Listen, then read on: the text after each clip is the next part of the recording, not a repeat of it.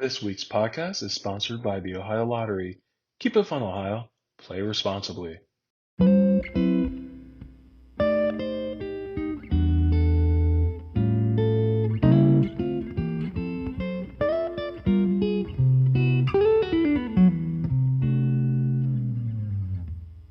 Hello, everybody. This is the Chocolate News Podcast. I'm your co-host, John Alexander Reese. And I'm your co-host, Andria Carter. And if you didn't know, the Cincinnati Herald has been around since 1955 and is the leading African-American-owned newspaper in the greater Cincinnati area and northern Kentucky area. So, Andrea, how are you doing today? I'm doing great. Spring is here, even though it's bringing rain. Spring is here. Yes. I can slowly shed the winter stuff and, just have on the cool jacket and the layers, but it's slowly warming up. The grass is growing. The leaves are budding. It's and baseball has started. I mean, it's just a great, great week. Yeah, I did appreciate that warm weather yesterday. That was very, very nice evening. It was, and in fact, it's going to be warm. It's warm again today, and then it's going to drop. Yes, but it's typical spring-esque Cincinnati. That's the reason why you don't put away everything, but you can start to slowly put away some winter stuff, and just keep out the thin jackets and sweaters and layer. But it's going to go from warm, cool to hot like that. So, I'm happy. I'm just so happy. So yes, me too. So Andrew, what is the chocolate news this week? Well, we have a couple things, and it's been exciting because we sports is baseball has started, basketball is ended on that exciting end note, and we had a couple on the legal end. Some surprising things occurred, but first off is the just like to take a moment and remember that on April 4th was the 55th anniversary of Martin Luther King being assassinated down in Memphis. Oh, yes, right. I remember he was in Memphis for the garbage men strike. And, those famous photographs where you see the men holding a placard saying, "I am a man," and everything. That commemoration and everything, he was killed at that time at the motel. You probably have seen some things on Twitter or Facebook or Instagram commemorating the history, the anniversary of his death. So I just wanted to mention everyone, take a moment, reflect how, he had a dream. Everyone has a dream, but he had a dream. And we just need to see where are we in that dream and how can we do our due diligence to help make the world a better place. Even if you don't feel like you can do a lot, just what can you do for your neighbor? What can you do for the kid down the street? Can you help someone? Just helping someone walk across the street.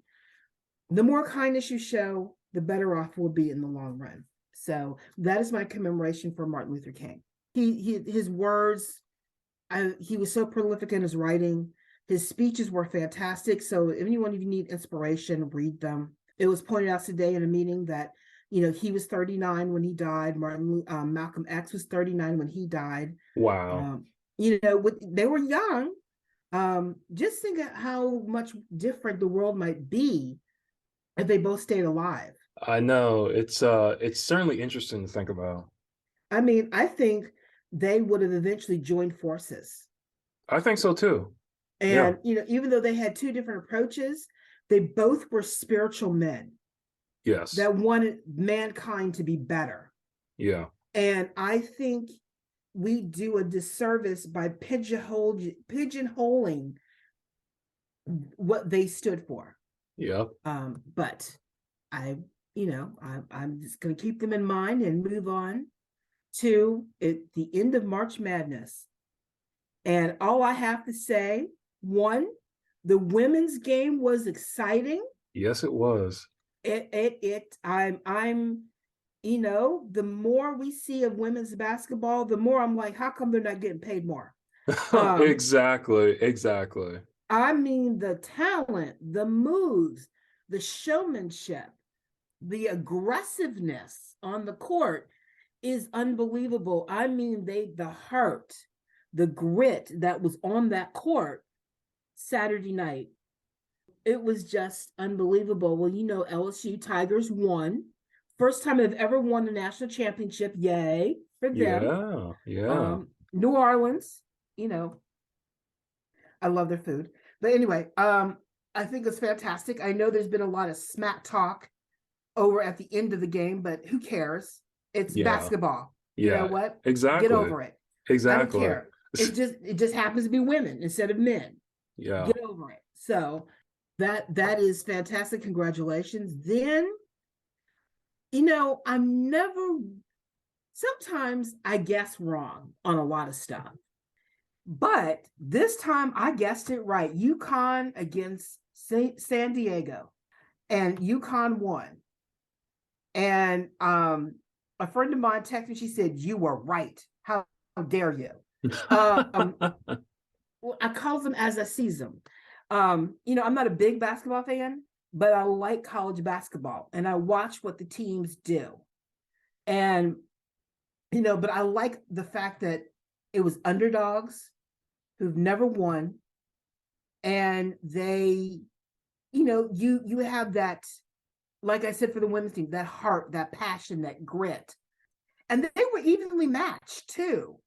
So I remember I was watching early on in the game and they were, going back and forth, even though San Diego was struggling a little bit with their shots, but they were the rebound, staying with their man. They were on it. Their defense and offense were fantastic. So was UConn, but UConn won. So, I'm sorry, it's their 5th national championship. Yeah. I was going to say, it's like, yes, they're 5th, but they haven't won since like 99 or something. Yeah, it's been a while. Long time. Yeah. It's been a while since they've won, but you had that underdog feel just a little bit. So I think that's fantastic that UConn won. So boys basketball is at an end for now. Yeah, now. We'll have to see what NBA does. But anyway, then the Reds, we partied last week into the weekend. The Cincinnati Reds kicked off their season. Unfortunately, we're still looking for the Reds. Yeah, true. Like we did last year, we were looking for the Reds. Yeah. I hope we find them. Yeah, that'd be nice. Because, I went to a game last year. And I watched a little bit over the weekend. And you know what? Their form is good. Their defense looks good. I think they can work on their offense a little bit. But overall, they have what it takes to win.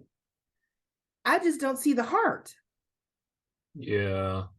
And maybe, it's upsetting to be playing in an empty stadium, but you know what? You want that stadium to fill, win. Yeah, and you're getting the big bucks too. So you know what? But I want to see the pictures. I've been hearing a lot about the pitchers, and I saw, what is his name? He's new, and he was pitching, and he was good. He was really good. So I think their pitching, which has been a little wonky over the years, I think is coming on strong. I just think they just need to get it together, and we'll see. It was a great party opening day. Everyone had a great time.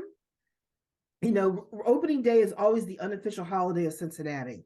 So, that being said, go Reds. Yeah, go Reds. That's all I can say. So, other than, sports has been exciting. History has been exciting. I will say what is more exciting, what has happened in the last yesterday, in politics and in law. And unfortunately, they're married together. But I'm going to go with the smaller, the two races that are going to have implications. One, in Chicago, elected another Black mayor, a progressive by the name of Brandon Johnson. He narrowly won, and he's vowed to pledge a more holistic approach toward addressing crime, which that was the detriment to Lori Lightfoot. I think that She could be, even though they blamed her for a lot of what went on, I don't think she should have shouldered the blame herself. Right. Because fighting crime is not just a police issue. You can't police your way out of the crime situation. Now, Chicago is a bigger city. Love Chicago. But Chicago is a bigger city. They got bigger issues. Yes, they do. And I think that everyone expects the police to handle it. And you can't. You have to get the community to handle it. So I think we're going to see a more community approach. At least that's what I'm hoping that he means by holistic approach, because you can't pray your way out of it either. But I think it's something that the police have to be rallied, the community has to be rallied, and the mayor has to lead the way to a different way. A combination of all three together, fighting crime and helping the young people turn away from picking up a gun and using that to solve their problems. I'm not going to get on my soapbox, but anyway. No, I agree though. Yeah, I agree. I'm just not, but I think that's fantastic. And then in also the other race that occurred was in Wisconsin. The voters in Wisconsin elected a liberal candidate to the Wisconsin Supreme Court, flipping the court from heavy conservative to liberal, which is going to have widespread implications because Wisconsin is facing a number of court cases, which include abortion, reproductive rights, gerrymandering, election laws, and there's one other thing they'll be facing as well. And it's stunned the outcome of those who are thinking that the Magna candidates were going to get in. And I think more and more people they're getting tired. They're getting tired of the chaos. They're getting tired of the stupidity. I think they're getting tired of the lack of truth. I think they're getting tired of the lack of governing. You know, what happened to leading? What happened to governing and not just changing things because you can't get your way? That's a very good question, actually. I mean, what happened to it? I mean, I mean, politics is local. And even though we all watch nationally what's going on, at the end of the day, you're most affected by politics on the local level because it's those immediate folks that decide your taxes, decide your taxes, pick up your garbage, protect your homes, make sure your kids go to school. Even though people fall through the cracks, it's your money is going to those services. And people need to speak up more. Even though we live in an on-demand world, we need to speak up more. But anyway, it's very exciting. So it's going to be interesting to see what comes out of Wisconsin and what the state Supreme Court's going to do. So that's the smaller exciting things that happened yesterday. Now the big thing. Oh yeah, this one hit hard. The news dropped right in the middle of the day too, so it took up basically all afternoon.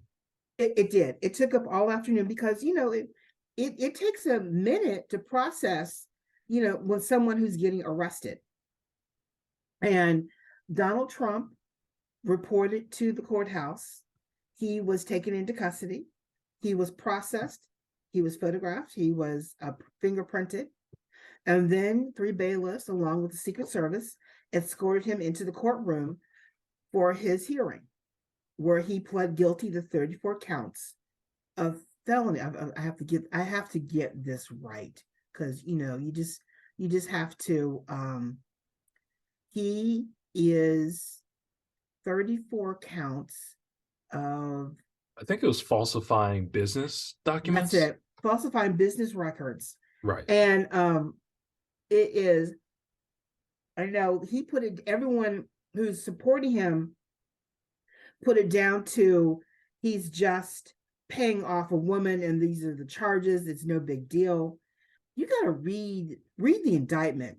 It's a 15-page indictment, and I read it. And John, oh my God, Basically, it's based on Michael Cohen. Mm-hmm. And Michael Cohen was his attorney who helped him resolve the issue with Stormy Daniels and paying her off. But also, America Media Incorporated, known as AMI, the owners of the National Enquirer, were also involved. And they had entered into agreement with Donald Trump to pay people who, quote, claim that had stories and then not run them, but have them enter into agreement that held them that they had exclusive rights to their story. And they would pay these people, hold their stories, and then after Donald Trump got elected, they would drop them. Mm. And but what happened through the handling of Stormy Daniels is the center of this issue. And what ended up happening is Michael Cohen paid off Stormy Daniels. He took a mortgage out on his house to pay off Stormy. Then he went to Donald and said, hey, you got to pay me back. And so between Donald and AMI, they agreed to pay Michael Cohen $420,000 for all the stuff that he's been the front guy handling on behalf of Donald Trump, working with AMI to hold off all these negative stories as he was running for president. So what happened, they agreed that what would happen, that, it would appear that Michael Cohen was sent an invoice for $35,000 a month to the Trump organization for processing for legal services rendered. And they would process a pay voucher, get the check run, and then get the check signed, and they would pay Michael Cohen. This happened 34 times. Wow. And what is interesting is that part of the buy and hold of stories, some of those checks were signed by Donald, some of the checks were signed by Donald Jr. What is Donald Trump is facing is the fact that when they processed those monthly checks to make it appear that they were for legal services rendered by the Trump organization by Michael Cohen, his checks were personally signed by Donald Trump. Both before he entered office and then after he entered office, because they would send the invoice, the voucher, and the check to DC for him to sign. Then it would go back to New York to be processed and mailed to Michael Cohen from the Trump organization. He was signing checks while he was president. Wow. And because of that, it was 34 times. So when the prosecutor, Alvin Bragg, said, this is more than paying off a woman, they committed fraud for services rendered. And the man who was president and CEO of the Trump organization signed the checks to Michael Cohen for this as part of this conspiracy, this thing. That is what this is all about. So it's deeper than just paying off Stormy Daniels. I see. Wow. And it's deep. It's very deep. And so the fact that also it's about, as someone said, it's about dominance. Donald Trump likes to be the dominant personality. He wants to be all end all, everyone covering him. He's telling the truth, things like that. But in the courtroom, the judge is the dominant character. And he sat there, and the first time, for the first time, he realized he's in deep trouble. The look on his face was like, oh God, And on top of the other bad thing that happened outside of the courtroom is that Donald Trump Jr. and Marjorie Taylor Greene both posted pictures of the judge's daughter on their social media right when Trump had to plead not guilty. Of course. Why would I expect anything else? And so it was brought up in the courtroom. The judge right now said they were not going to gag anybody, But at the same time, he ordered Trump to respect, adhere to the rule of law, adhere to the procedures, adhere to everything. And that if he does anything, he said nothing should happen, whether cause chaos, threatening, or things like that. Because if anything happens to that guy's daughter, he'll pull Trump back into the courtroom, and he'll face something even more severe. So he's talking a lot of crap right now, but at the same time, he's in deep legal trouble. Now it's on the prosecution to prove, but if they have copies of those signed checks, he's done. Yeah. Because he signed those checks while he was president of the United States. So not only did he violate state law, but he committed a crime while in the Oval Office. Ooh. Yeah, he's in deep trouble. He's in deep trouble. And, that was quick early morning reading that I did on the day, because I was like, I wanted to know what was going on. And I'm like, oh my God. You don't know what happens. There are, prominent business people who can run their business on a legitimate level. Yeah. And then there are people who think, how can we get away with this? How can we get away with this?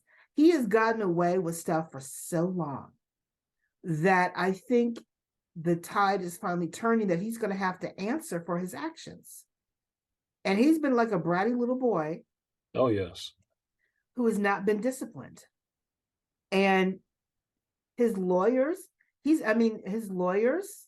I'm sure they're the best that he can find. And he's gone through plenty of them. But I'm just wondering, how many court cases are they fighting on his behalf?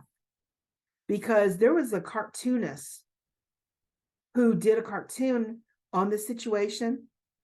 And it was people sitting in there were 4 people sitting in each had their own boat. And They had the rods out, and they all caught the same fish. Now the fish was Donald Trump, but it was New York State, it was Georgia, it was the special prosecutor for January 6th, and it was the Department of Justice. Not to mention the civil lawsuits that have been filed against him. And he's facing trial, I think, next month or in June. It's coming up soon, of where he's accused of raping a woman. That trial's coming up. The civil lawsuit against another woman is coming up. He's facing, we still have to hear from the special prosecutor, and we still have to hear from Georgia and what they're going to do. And on top of that, the appeals court stopped Donald Trump's team from he didn't want people from his inner circle testifying before the special prosecutor. Well, he lost that fight. They all have to go before the special prosecutor. So what's done in dark will soon come to light. And he's still convincing people that he's going to run for 2024. I don't think that's happening anytime soon. Well, I think he thinks so, but he thinks so. Even if he's running with an ankle bracelet on his ankle. I just think the more I think what's really interesting, watching the pundits talk about this case yesterday, all while there was a student walk out in Tennessee where the Southland shooting occurred. They had to, was it Southland or was it Parkland? There was a school system that had to go under lockdown because there was a shooter on their campus. Oh. All that was happening while they were covering Donald Trump yesterday. Oh, wow. And, there's bigger stories than Donald Trump, but again, history was made yesterday. He's the first president to be indicted and charged with a felony counts. Yep, he has another feather in his cap. Yes, twice impeached. It's just unreal. But I think also, what does it say about the Republican Party for all those people coming out, wanting to go against the prosecutor, wanted to support Donald Trump and all this type of stuff? And I'm like, you all need to get it together, because you're speaking to a core of people who think a certain way. Yeah. And they're billionaires who are paying for that thinking a certain way. But then there's the rest of the country who are tired of chaos. They're tired of all this stuff, and they want people to lead and govern. All those people who were on the Trump wave just a few years ago, it's like less and less of them, y'all gotta get off because probably going to jail. Yeah. I think the only person, I think his supporters are all upset. They want to get their way. They don't like the color of the country is changing. People being in charge are changing. They just don't like it. That Pandora box of racism has been pried open. Oh yeah. And people are being very blatant. And we can't put that genie back in the box again. Nope. But at the same time, the more people get disciplined for their actions and what they say, they'll learn the hard way. I think also it's just with especially the right wing people, I think they're confusing what freedom of speech is and them being like censored and all that stuff. It's like, yeah, you can say whatever you want, as long as it's not slander or libel. You can say whatever you want. No one's censoring you, but people have the right to reject what you're saying. It's like Yes. you're not gonna get thrown in jail for saying what you want, but there's also consequences to what you say. And I think just people have just forgotten about that. Yes, they have. And I also think the fact that civics is not being taught well in school. Yeah. So or people don't remember what they learned in school, Yeah. how things happen and occur. And I think that when you're scared of something that's different from you, embrace it. Mm-hmm. Because at the end of the day, it may be different, but aren't you better off because someone different from you thought of something? Aren't you better off because of Obamacare? Mm-hmm. I mean, aren't you, even though everyone was scared and all that type of stuff, at the end of the day, when it's said and done, it's not a Black man who is signing, helping you with your insurance. It's the insurance company having to adhere to certain rules and regulations because of that. And, a lot of people are like, well, they like it. And they said, what was it called? The Managed Care Act, I think it was Obamacare. Yeah, the Affordable Care Act. Yeah. Mm-hmm. People didn't know that Affordable Care Act was Obamacare. Yeah, I always find that to be hilarious. But they're benefiting from it. Yeah, they exactly. like it. So, and I think we have to be less afraid of people who are different because they're coming up with great ideas that are saving the world and helping everybody out. And I think people are scared of that. But at the end of the day, just do right, be right. Unfortunately, we have the best example of what not to be and how to act.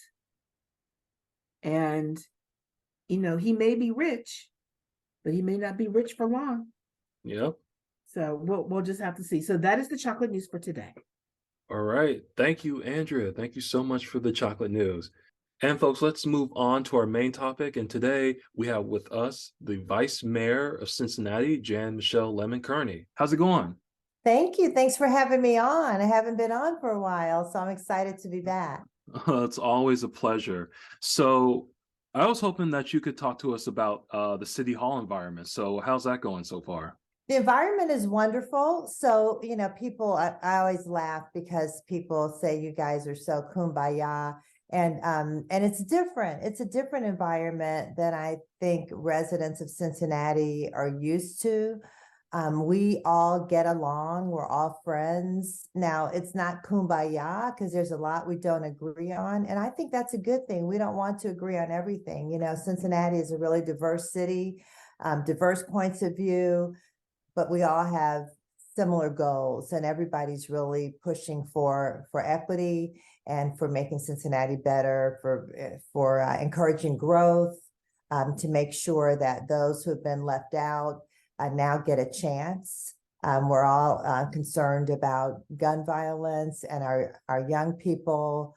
We have all this infrastructure money coming in. And so we want to make sure, what a key thing is equitable development, to make sure that Black and brown and women contractors get a piece of the pie and grow. And so that we have some things in place to overcome obstacles.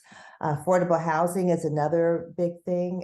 We're really short on housing. And so we do, and I can talk about all these topics at length, but I'll just throw this one out there too. Of course, we do have not an affordable housing trust fund, but several funds, about $100 million so far, and on funding. And so we were able to make some progress in the affordable housing space. So there are a lot of good things going on. As you mentioned to me before the show started, we had the kickoff for the Green Cincinnati Plan. The mayor and our chair of our Climate and Environment Committee, Mika Owens, kicked it off. They've done great work. Our Office of Environmental Sustainability, headed by Ali Kroner, was really a leader in this. And they really did a lot of community engagement, over 1,600 residents.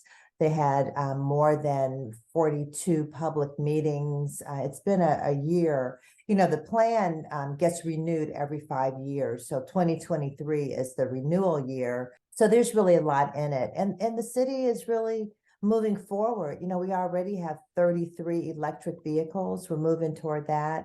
We're trying to be carbon emission free by 2050.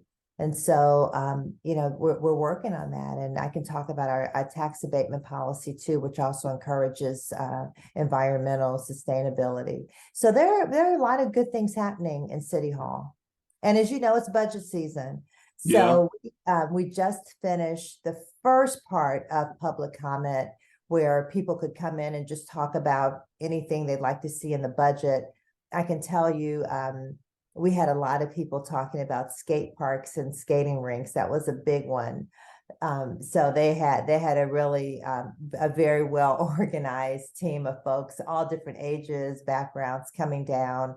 And so our Cincinnati Parks Board and our Cincinnati Recreation Commission are looking at where they could put a skateboard park and a skating rink, because those are things that our young people want. Even folks who aren't young. And so that's something we really have to provide. And it also, brings in more folks from the outside. It makes us a really youth-friendly place. And, and our big thing is trying to get Cincinnati to be a city that's more walkable, where we're not as dependent on cars. And so we're encouraging folks to get outside and bike, walk. So we're, pedestrian safety is a big issue, is a real hot topic as well. Oh yeah, no doubt. Because I remember, I think it was Frisch's that they said they were having a roller rink that's coming back downtown, and it's also going to double as a pickleball court. So I'm certainly excited about that, because that apparently we've got that mobile one. Yeah, Frisch's is really great as a sponsor. We've got that mobile rink, but we need a permanent one too. Oh, yeah. And also a skateboard park. So that was a big one. And there have been places suggested. Some have said Camp Washington. Others have said North Side. Our director of parks said, why don't we look at Sawyer Point? No promises, but let's take a look. So there are a lot of possibilities out there. Oh yeah, that would be awesome. I can't wait, because I enjoy going downtown. I love seeing the downtown being revitalized and everything, because it was just 20 years ago, it's like no one wanted to go downtown. It's just like all that stigma towards downtown. But whenever I say, hey, let's go downtown, people would just get excited and say, yeah, you could go to the banks, go Sawyer Point, over the Rhine. It's amazing. It really is. Well, that brings up the whole equity piece. So let me say this. First of all, speaking of the banks, Commissioner Alicia Reese has the Black Music Walk of Fame that is going to open in July, and that is going to be fantastic. That's going to be a huge tourist attraction. It's really interactive. I don't know whether you've seen a video of it, of the renderings, but I mean, there are places to dance, and you can step on the stars, the different stars on the Walk of Fame, and hear about the people that the stars are named after. I mean, it's going to be really phenomenal. She's done a great job with that, and so we're excited about that. Over the Rhine, OTR is a great area. We just want to make sure, though, that as development happens in our neighborhoods, our residents are not displaced. So that's where the equity part comes in as well as, the people actually working on the projects. And so we're looking at ways of doing that. What do we do when property taxes just skyrocket?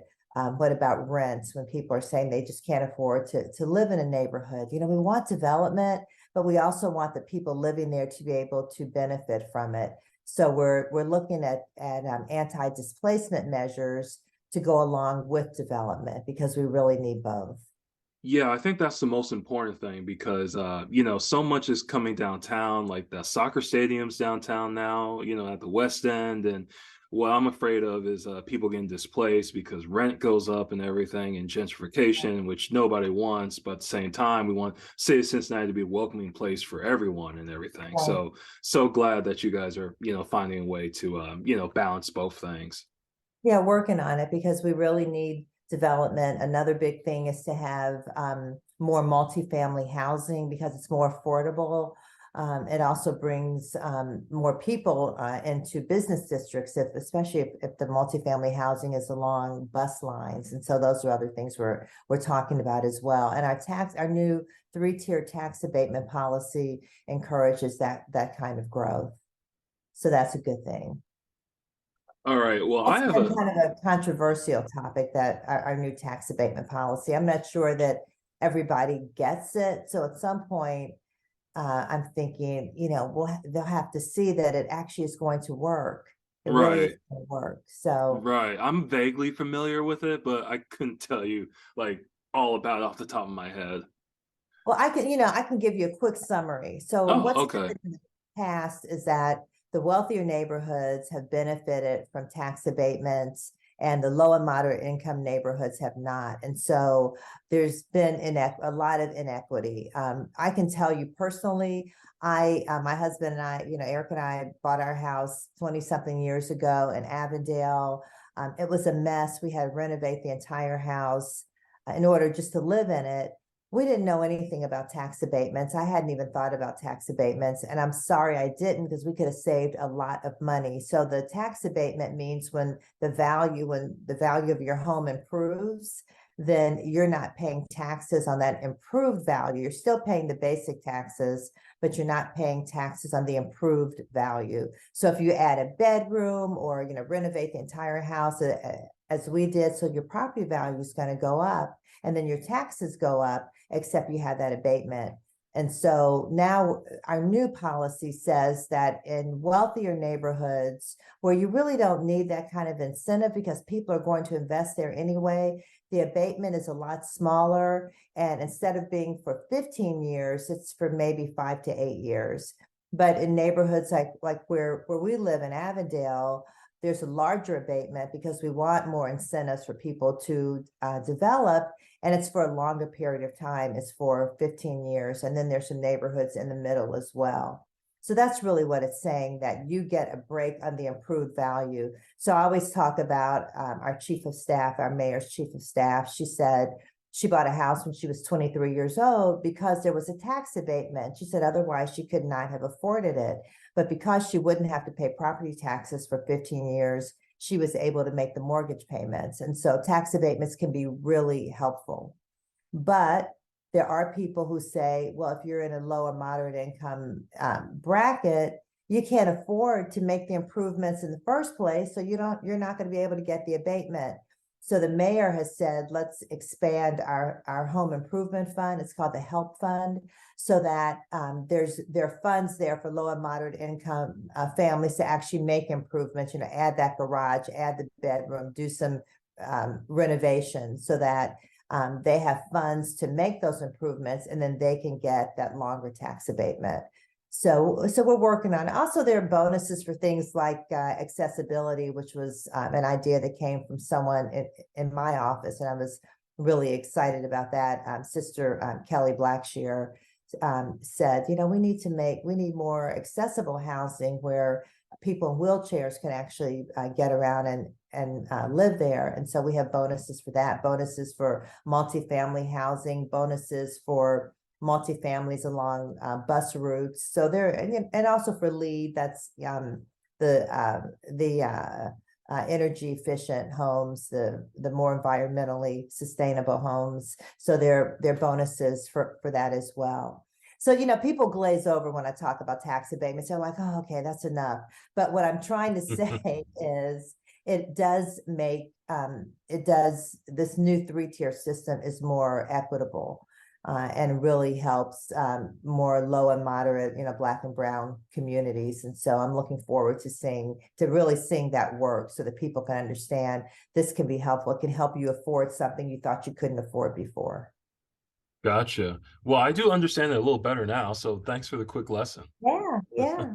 And I do have one more question though. So Sure. you are the vice mayor. So what are your main responsibilities as the vice mayor? I've just always been curious about that.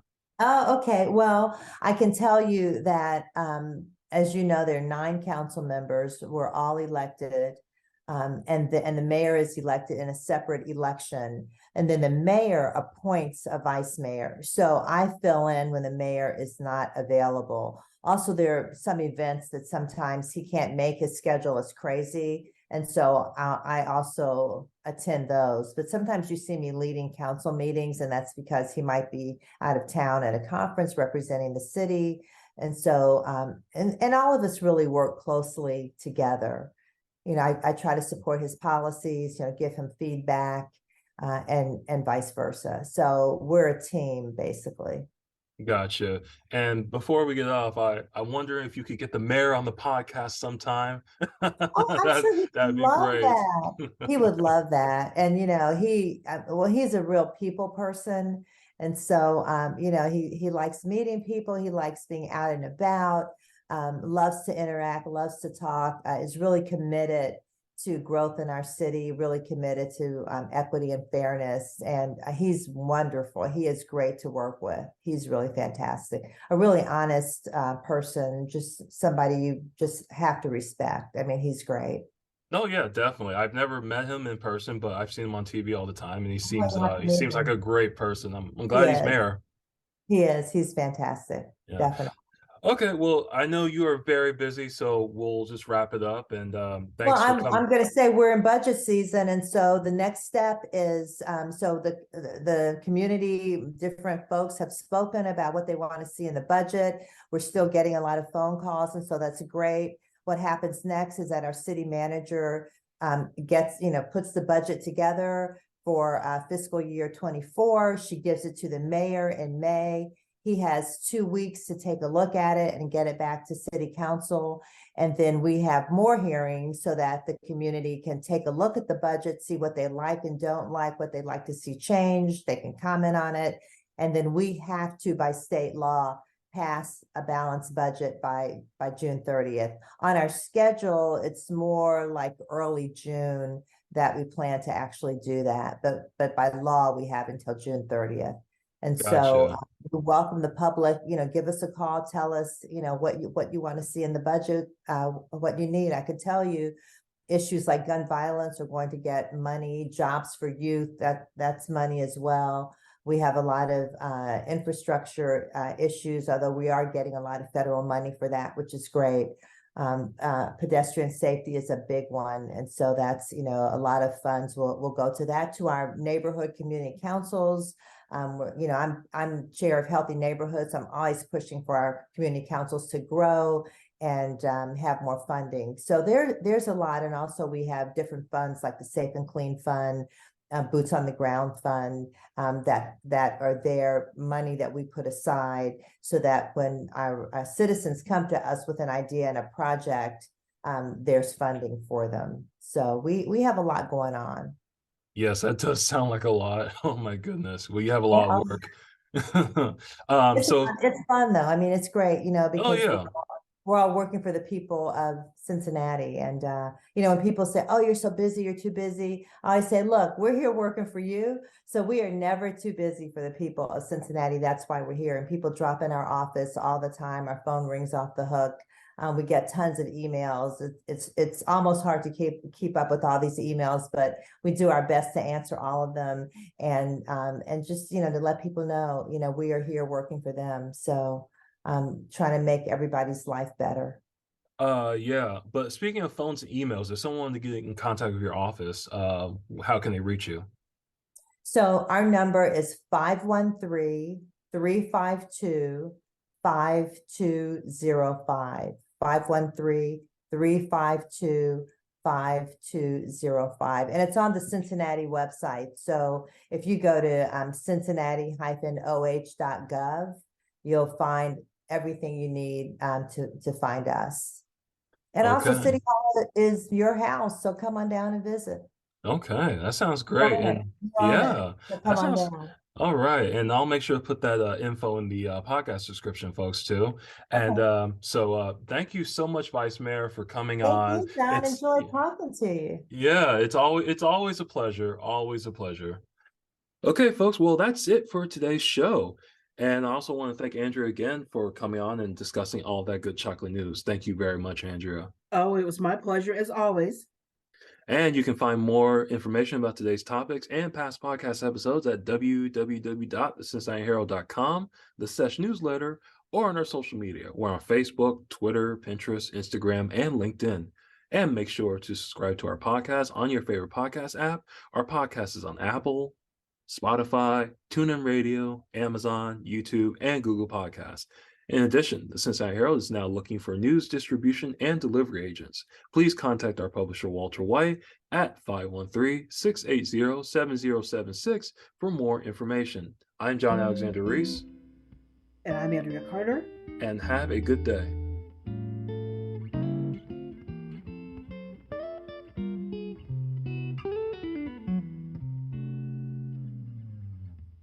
This week's podcast is sponsored by the Ohio Lottery. Keep it fun, Ohio. Play responsibly.